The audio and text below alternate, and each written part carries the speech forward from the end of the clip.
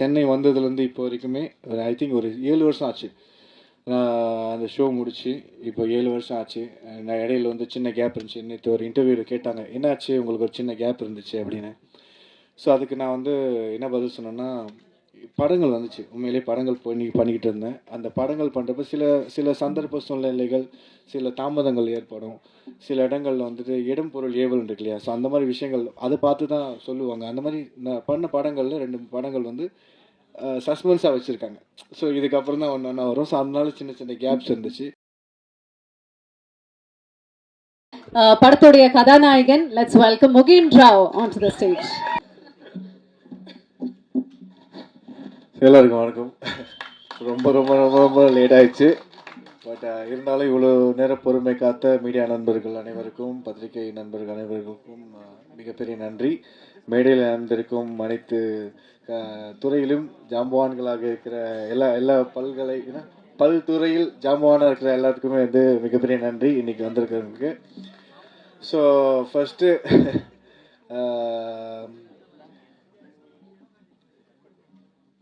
ஒரு ஒரு இமோஷ்னலான ஒரு விஷயம் தான் ஆக்சுவலி. ஏன்னா இந்த படம் ஸ்டார்ட் பண்ணதும் சரி, இப்போ இந்த மேடையில் வந்து பாலா சார் பேசினப்போ நிறைய வழிகள் வந்து இப்போ ஆக்சுவலி கேட்டேன். ஸோ அவர் ஆக்சுவலி சொல்லியிருந்தார், ஆனால் இவ்வளோ டீட்டெயிலாக சொல்லலை ஆக்சுவலி. இப்போ தான் வந்து அவர் ஷேர் பண்ணுறாரு. அதை கேட்க ரொம்ப இதாக இருக்குது. பட் கவலைப்படாதீங்க sir, all is well. So first Bala sir பற்றி சொல்லி ஆகணும். ஒரு ஒரு என்ன சொல்லுவாங்க, ஃபர்ஸ்ட் டைம் டைரக்டர் மாதிரி இல்லாமல் அவர் வந்து ரொம்ப ஒரு அனுபவசாலியான டைரக்டர் மாதிரி தான் இருந்தார் ஆக்சுவலி. நானும் கூட இது வரைக்கும் எனக்கு தோணவே இல்லை அவர் ஃபர்ஸ்ட் டைரக்டர், டெபியூ டைரக்டர்னு. ஏன்னா ஒத்ததா மாதிரி சாங்கில் நாங்கள் ஒர்க் பண்ணுறப்போ அவ்வளோ ஒரு கம்ஃபர்ட்டு, அவ்வளோ ஒரு அண்டர்ஸ்டாண்டிங். அவர் என்ன நினைக்கிறாரோ எனக்கு ஒரு விஷயம் புரியும், நான் என்ன நினைக்கிறேனோ அவருக்கு அப்படியே சிங்கில் புரிஞ்சிடும். நாங்கள் பேசிக்க மாட்டோம், ஆனால் அது சிங்கில் புரிஞ்சிடும். அந்த மாதிரி ஒரு திறமைசாலியான ஒரு டைரக்டர். அதனால என்னவோ நாங்கள் ஜின் படம் ஒர்க் பண்ணுறப்போ வந்து அவர் ஃபர்ஸ்ட் படம் பண்ணுறாரு அப்படின்ற மாதிரி ஃபீல் பண்ணவே இல்லை இப்போ வரைக்குமே.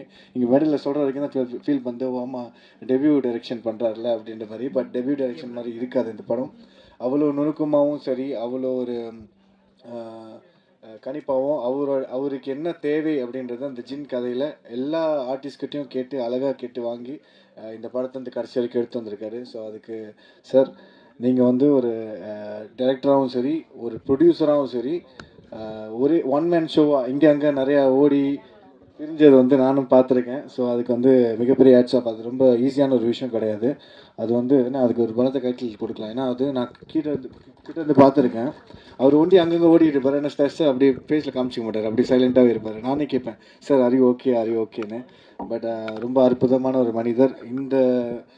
இந்த படம் மூலிமா, இந்த ஒத்த தாமரை சாங் மூலிமா நான் இவரை வந்து சந்திச்சதில் நான் ரொம்ப சந்தோஷப்படுறேன். என்னை இன்னும் நிறையா பயணங்கள் தொடரணும் sir. Thank you so much for trusting me and giving me this role in Jinn. என்னை நம்பி நான் இந்த கதை பண்ணுவேன்னு நம்பி எனக்கு இந்த வாய்ப்பு கொடுத்ததுக்கு மிகப்பெரிய நன்றி சார். இன்னும் வந்து ரொம்ப தாமதமாச்சு. ஸோ அதனால் நான் குயிக்காக சில விஷயங்கள் சொல்லிடுறேன். அனில் ரெட்டி சார், ரகு சார் ஒரு துணை ப்ரொடியூசர்ஸாக வந்ததுக்கு மிகப்பெரிய நன்றி. அது தவிர்த்து இன்னும் 2 பேர்த்துக்கு வந்து இன்னும் பெரிய நன்றி சொல்லணும். வேந்தன் சார் அண்ட் ராஜேஸ்வரி அம்மா. ஏன்னா செட்டில் வந்து, அதாவது பாலா சார் எப்படி பார்த்தனோ, அவர் என்கிட்ட கேட்டார் ஆக்சுவலி, நீங்கள் ஏன் சார்னு கூப்பிட்றீங்க, அண்ணன் கூப்பிட மாட்டேறீங்கன்னா. ஆனால் அவர் ஃபர்ஸ்ட்டு மீட் பண்ணதுலேருந்து சார்னு கூப்பிட்டுருக்கேன். ஆனால் அண்ணன் மனசில் இருக்குது, ஆனால் சார்னு வந்து மரியாதை அப்படியே இருக்குது. ஆனால் அந்த செட்டில் வந்து அவர் வந்து எந்த அளவுக்கு ஒரு ஃபேமிலியாக இருந்தாரோ, அவரோட ஃபேமிலியும் எங்களோட ஃபேமிலி அப்படி டோட்டல் ஆகிட்டாங்க. வேந்தன் சார் அண்ட் ராஜேஸ்வரி அம்மா அவங்க வந்து ஒரு பதவியில் இருக்காங்க. அவங்க நிறைய அனுபவசாலி, நிறைய எக்ஸ்பீரியன்ஸ் இருந்தாலும் அந்த இடத்துல டிஆர் பாலா சாருக்கு ஒரு தந்தையாகவும் ஒரு தாயாகவும் எங்கள் எல்லாருக்குமே ஒரு அரவணைப்பாகவும் அந்த செட்டில் இருந்தாங்க. ஸோ அது வந்து ரொம்ப பெரிய விஷயமா நான் பார்க்குறேன். தேங்க்யூம்மா, thank you sir. And Vivek Marvin brothers, எனக்கு வந்து ஆக்சுவலி நான் ஃபர்ஸ்ட் நான் நிறைய இன்டர்வியூஸ்லாம் சொல்லியிருக்கேன். விவேக் மர்வின் ஆரம்பத்தில் எனக்கு நான் உங்களை தெரியறதுக்கு முன்னாடி விவேக் மர்வின்றது ஒரு ஆள் தான் நினச்சிருந்தேன். ஆனால் 2 மைண்ட்ஸ் திங்க் லைக் அந்த மாதிரி ரெண்டு பேர் அப்படின்றது எனக்கு வந்து சமீப காலத்தில் தெரியும். அதுக்கப்புறம் இவங்க கூட ட்ராவல் பண்ணேன். நிறைய ஹிட் சாங்ஸ் கொடுத்துருக்காங்க. ஆடியன்ஸோட பல்ஸு, யங்ஸ்டர்ஸோட பல்ஸ் பிடிச்சி பாட்டு வந்து அழகாக செஞ்சு அதை ஹிட் ஆக்குவாங்க. அவங்களோட பாடல்களில் நானும் ஒரு பங்காகிட்டு இருக்கேன் அப்படின்றப்ப ரொம்ப சந்தோஷமாக இருக்குது. And wishing all the very best. இன்னும் நிறைய படங்கள் உங்கள் கூட நான் பண்ணணும். நீங்களும் நிறைய உயரத்துக்கு போகணும்னு சொல்லிட்டு நான் வேண்டிக்கிறேன். அண்ட் இதே மேடையில் வந்து மகாவிஷ்ணு பிரதர் வந்திருக்காரு, அவரை பற்றி சொல்லிடுறேன். பிரதர்னா கூப்பிட்டேன் நான் கேட்டேன், பிரதர்னு கூப்பிடலாமா உங்களன்னு?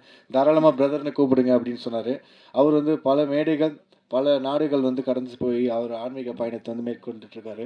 அதே மாதிரி மலேசியாவில் ரீசன்ட் டைமில் வந்திருந்தார். நான் அதை பற்றி கூட சொல்லியிருந்தேன்.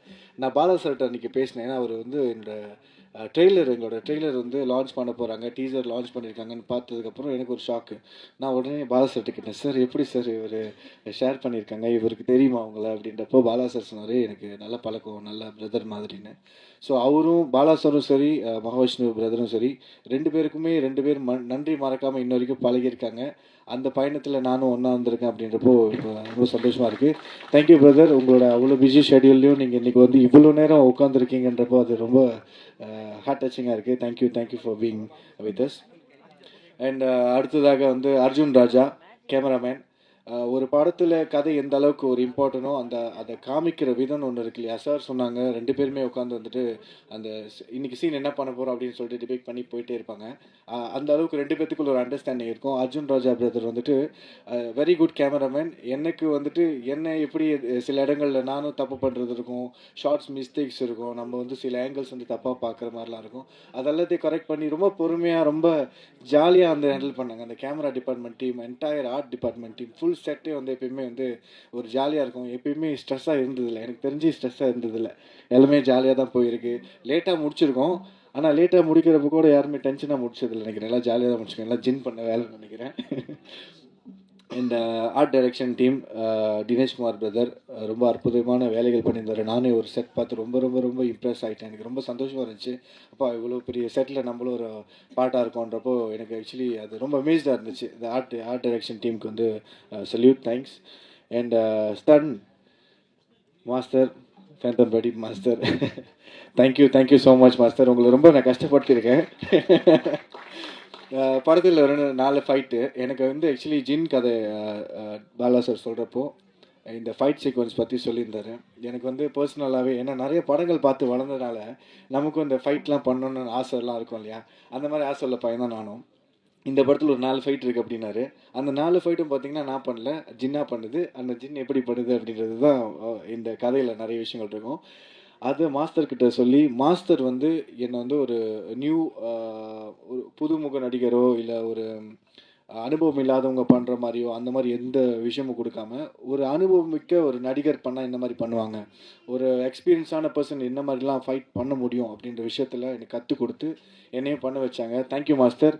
நிறைய இடங்களில் உங்கள் கஷ்டப்படுத்தியிருக்கேன், நான் அதை கரெக்டாக காப்பாற்றிட்டேன்னு நினைக்கிறேன். So thank you master.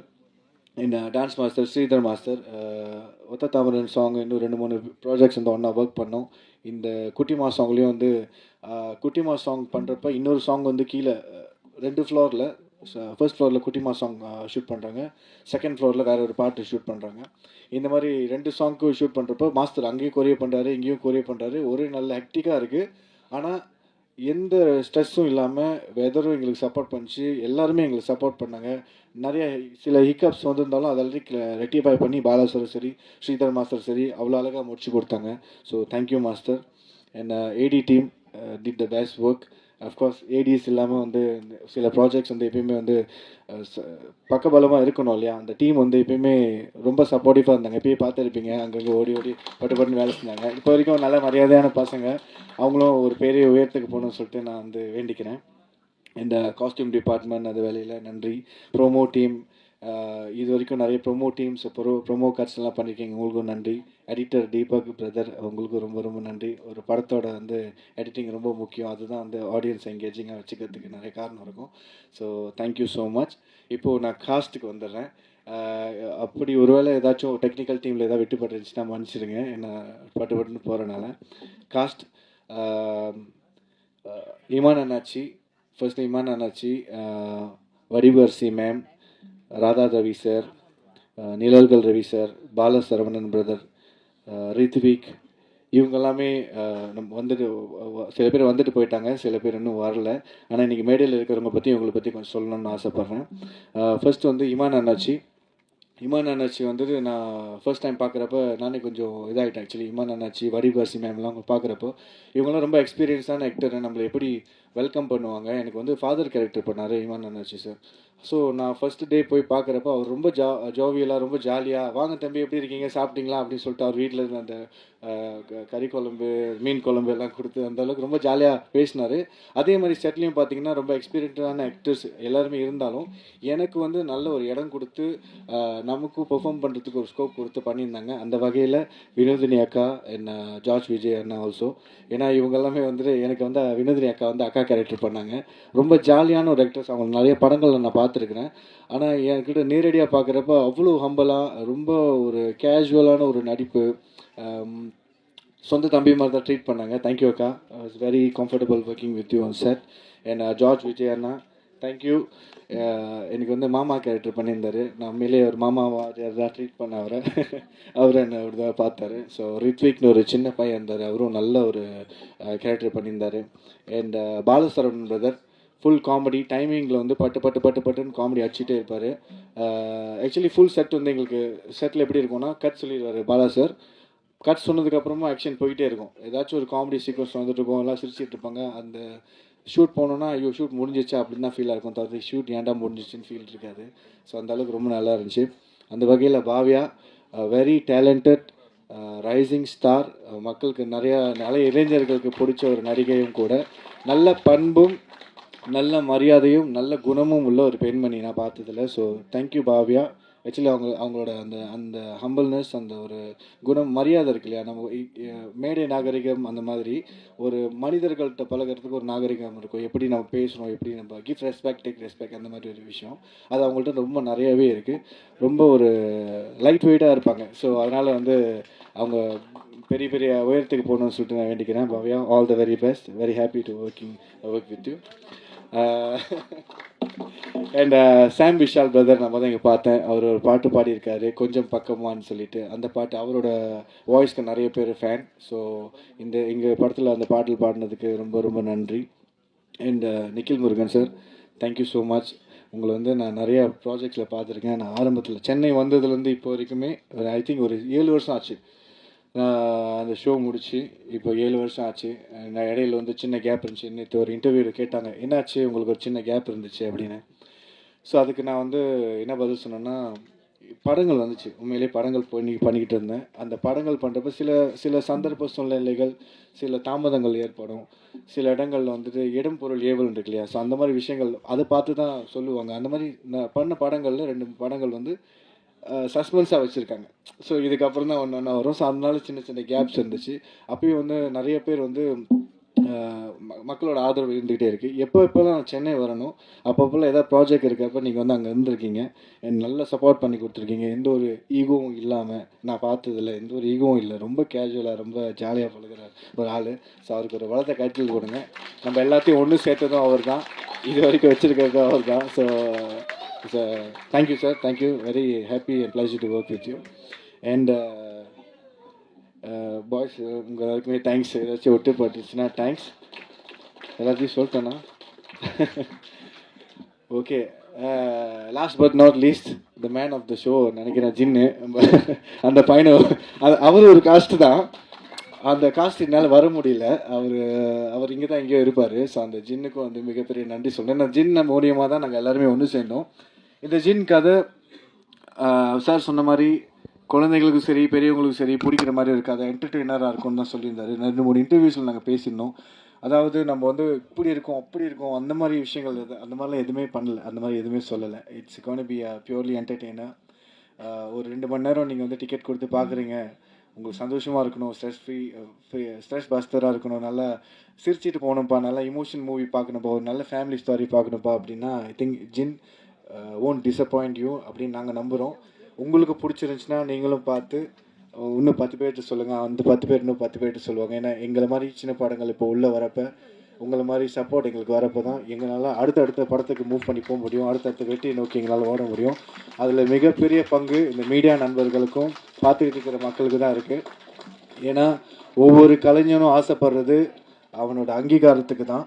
அந்த கலைஞர்களாக நாங்கள் கேட்குறோம் எங்களோட அங்கீகாரத்துக்கு. பிடிச்சிருக்கு பிடிக்கலன்றது செகண்டரி, ஆனால் படம் பாருங்கள், பிடிக்கும்னு நாங்கள் நம்புகிறோம். Thank you so much.